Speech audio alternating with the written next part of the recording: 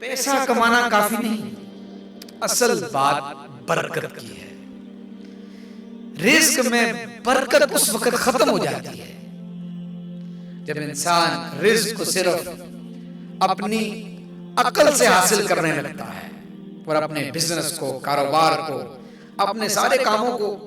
بسم اللہ الرحمن الرحیم، السلام علیکم ورحمۃ اللہ وبرکاتہ۔ نئے ایپیسوڈ کے ساتھ حاضر ہوں۔ اس کا عنوان ہے رزق آتا ہے مگر برکت کیوں نہیں ہوتی۔ آپ کے پاس پیسہ آ رہا ہے لیکن دل کیوں مطمئن نہیں؟ آپ کے پاس کھانے پینے کی چیزیں ہیں لیکن سکون کیوں نہیں مل رہا؟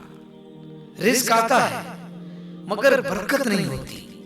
آج میں آپ کو بتاتا ہوں اس کی وجہ کیا ہے۔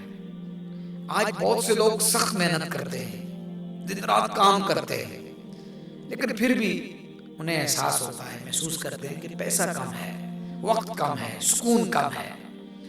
یہ سب محسوس کرنا ایک عام سی بات ہوگی اور ہر فرد کا مسئلہ ہے۔ یاد رکھیے، صرف پیسہ کمانا کافی نہیں، اصل بات برکت کی ہے۔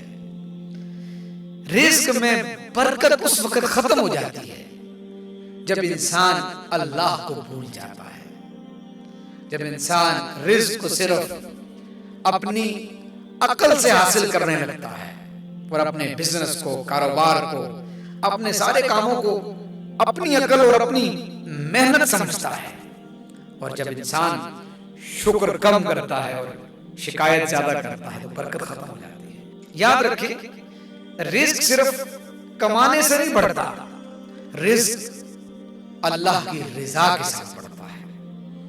اور اگر میں اور آپ چاہتے ہیں کہ رزق میں برکت آئے تو شکر کریں، جو کچھ بھی ہے اس پر اللہ کا شکر ادا کریں، صدقہ دیں، تھوڑا دیں لیکن ضرور دیں، حلال کمایا کریں، حرام سے بچیں، اور رزق میں برکت کی اور بڑھوتری کی دعا کریں۔